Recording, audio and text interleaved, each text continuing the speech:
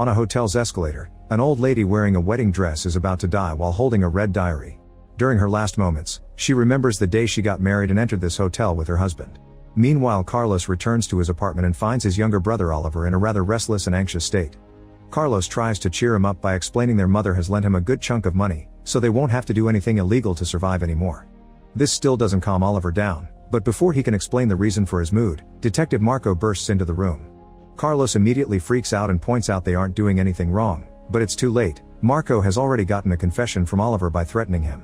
As Oliver begs for forgiveness, Carlos asks for an arrest warrant, which Marco doesn't have. However, the detective still wants to drag the brothers to the station at gunpoint, causing Carlos to panic and start fighting him. Oliver helps him, and once they get Marco out of the way, they rush to the stairwell to escape. Marco immediately follows them, and as he moves his hand, he accidentally shoots Carlos in the leg and makes him fall.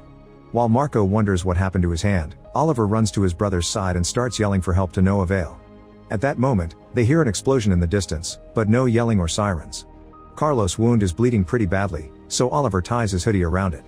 Furious, Oliver tries grabbing Marco to get revenge, but Marco pushes him against the bed and threatens him into shutting up. When Oliver says they should take Carlos to the hospital, Marco refuses because he's sure that they can treat him at the police station. Then Oliver helps Carlos walk and the three men start going downstairs. As he moves, Marco finds some loose hairs on his clothes but doesn't know where they come from. The trio gets to the door only to find it locked, so they keep going. However, no matter how much they walk, they don't seem to make any progress. It's as if the same floor repeats over and over. The group looks up and down, noticing there isn't an end in sight. Marco tells the brothers not to move and starts quickly running downstairs, keeping an eye on the floor numbers going down and trying all the doors, which are locked. However, after lots of running, he finds Carlos and Oliver again, appearing behind them from above. Carlos can't help wondering if he's hallucinating from the pain.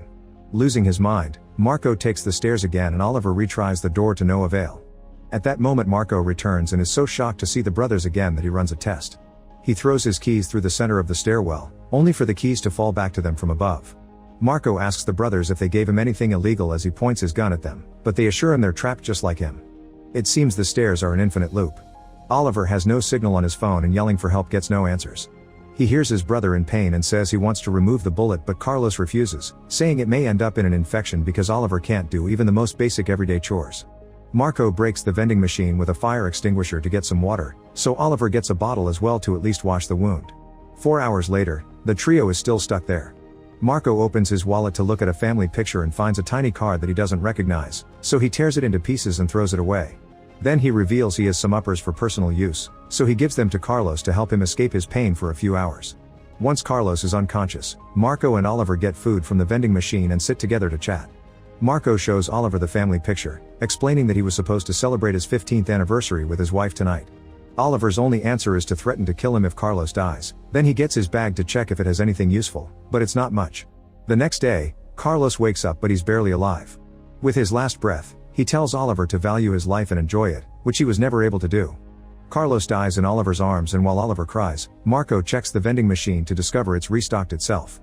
As Marco freaks out over the loop, a devastated Oliver grabs the gun and almost kills him, but Marco calms him down by pointing out his shooting had been an accident and that he's just losing his mind because of the grief.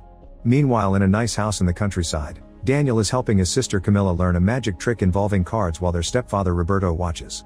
Their mother Sandra reminds them to finish packing, since they'll go on a road trip to visit the children's biological father. Daniel takes his hamster and a deck of mini playing cards. Sandra also asks him to grab Camilla's spare inhaler. Before they get to leave, they get a phone call from the children's father, and Sandra furiously assures him that Roberto hasn't drunk in 5 years, so he'll drive perfectly soberly. Then the family finally leaves, and during the ride, Roberto finds a random piece of bamboo, which he throws out the window. Eventually they stop at a gas station and Roberto gives Camilla a sip of juice even though she isn't supposed to have sugar because she's allergic. Then she goes to the bathroom, but first she gives her inhaler to Roberto to keep it safe. Soon Sandra learns about what happened and snaps at Roberto, calling him careless. The group gets back in the car, but just after a few minutes, Camilla starts having an asthma attack. Sandra and Roberto get out of the car to check on her, and Roberto accidentally drops and steps on Camilla's inhaler, instantly destroying it. To make matters worse, Daniel forgot to grab the spare. The family decides to go back home for another inhaler, and soon after getting in the car, they hear an explosion going off in the distance. They return to the gas station, but there's nobody around, so Sandra just grabs some allergy medicine for Camilla without paying. The trip continues and Daniel sees the road sign again while Sandra is yelling at Roberto, saying her ex had been right to call him a clumsy drunkard. An argument ensues and Daniel tries to tell them they aren't helping, but they don't listen, so Daniel has to help his sister stay calm. After driving for a while, they find another gas station, although Roberto thinks it looks exactly the same as the last one. There's nobody here either, so they have to keep going. Minutes later they see the same sign again, so they stop the car as Roberto swears the road is just repeating itself. Daniel doesn't trust the guy anymore and tries to leave, but Robert picks him up and brings him back to the car. Sandra insists on keeping going because she's desperate to help Camilla, who is starting to turn blue. They just keep passing by the same sign and gas station, not to mention the car's clock and Roberto's watch show a late hour even though the sun is still out. Eventually Camilla passes out and Sandra keeps on crying and yelling during the whole ride.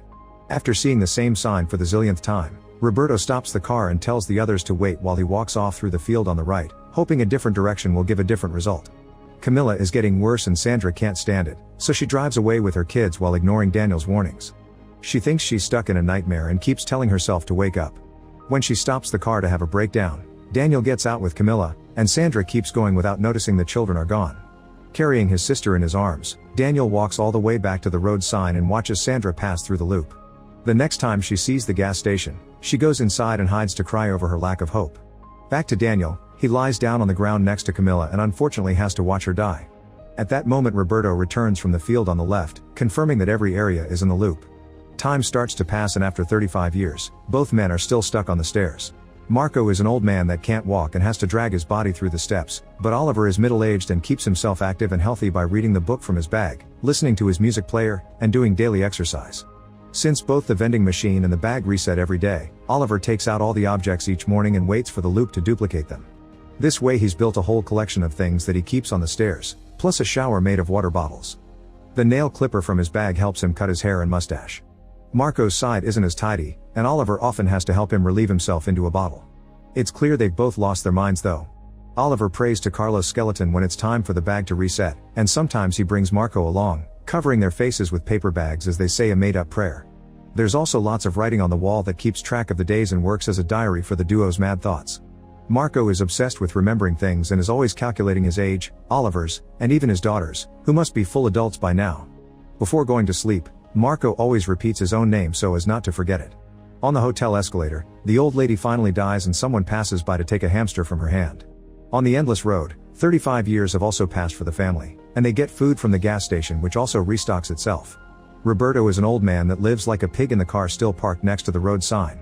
Sandra is also very old and has become unresponsive, yet Roberto still regularly sits her on his lap to do the dirty. In the meantime, an adult Daniel lives on the field with his hamster. Using the things from the gas station, he's built a decent camp and has a system in place to keep things comfortable for survival. He's also kept all the drawings he made through the years. Whenever the reset happens, he finds an unbroken inhaler, which he furiously tosses away into a big pile. He tries to keep himself busy by listening to his Walkman, going on walks to have lunch with nature, and playing cards with his hamster. One afternoon, Roberto finds Camilla's plushie on the road and leaves it near Daniel's camp. After seeing it, Daniel goes to find Roberto, who mentions Sandra and notices that Daniel doesn't remember her. However, it doesn't surprise him because Sandra doesn't remember anyone either. Roberto is sure he has something important to tell Daniel, but he can't remember what. Suddenly Roberto says that's how old people are at the same time as Marco, who starts screaming at 3 a.m. Oliver rushes to his side and hears Marco's epiphany. He says he's finally remembered what he had to say, which means he'll die soon. At that moment Marco reveals he's actually Daniel and that none of their memories are real because it's an alternate version of their real lives. He was the one that triggered the loop when he killed Carlos. Back on the road, Sandra finally dies and Roberto buries her next to Camilla. Daniel watches the process in tears while thinking about his memories with his sister. Roberto reveals that Sandra stopped talking around 20 years ago when Daniel left them to live alone. He thinks it's a good thing she died because she's finally free from that hell. At that moment both Roberto and Marco start feeling a horrible headache that causes them to wiggle in pain for a while before announcing they see everything clearly, meaning they'll die soon. They confirm none of this is real and it's just an alternate version of their lives. Roberto and Marco caused an incident that triggered the loop, so they advise Daniel and Oliver not to do the same or they'll just get another loop going. They also advise them to write their names down not to forget them. In fact, they got the same advice and forgot to do it. Roberto tells Daniel that when he finally sees a police car, he'll forget his name. Marco tells the same to Oliver but about an elevator, which the building doesn't have. Then Roberto reveals his real name is Ruben. When he was 10, he got stuck on a bamboo raft with a classmate and a teacher. Unfortunately, the teacher slipped and hurt the other boy in the process, causing the incident. The boy bled for 3 days and died, so then Roberto and his teacher spent 35 years alone on a raft that could never find land. When the teacher was about to die, he also had a moment of clarity and shared the same explanation Roberto is retelling now.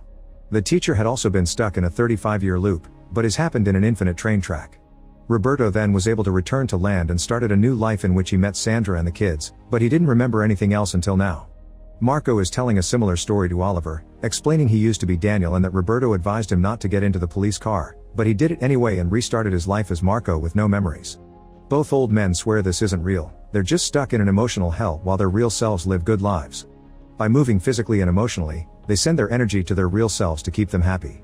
They're the machine that moves the real world. This is why a death is needed to trigger the incident and why younger people survive the 35 years in a healthier way. They're subconsciously working for their real selves who are still on the cusp of life.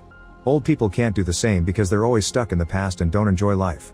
Before dying, Roberto and Marco give Oliver and Daniel a little red diary full of pictures and life notes. Oliver decides to return to his routine, but Daniel buries Roberto with the rest of his family. Then he goes to the road and sees a police car that wasn't there before. After making sure it's empty inside, he goes back to the camp, retrieves his hamster, and grabs a few things before burning down the rest. However, when he returns to the car and touches it, he forgets everything and drops the hamster before driving away. With the police uniform he finds in the car, Daniel reaches the city, cuts his hair, and starts a life as Detective Marco, triggering a new loop by killing Carlos. Meanwhile, Oliver tries to ignore the elevator door that has appeared next to the stairs, but he's slowly losing his mind. He even considers self-deleting, but he can't do it. When not even praying helps, he finally gets in the elevator and finds a uniform to start a new life as Carl, a hotel bellhop. Soon the married couple gets in the elevator and can't stop getting handsy. Oliver stays professional until the couple gets off on their floor, where Oliver releases a bee that stings the groom and causes an allergic reaction. Nearby an explosion can be heard, marking the beginning of a new loop. Make sure to subscribe and turn on notifications so you can watch more videos like this. Thanks for watching.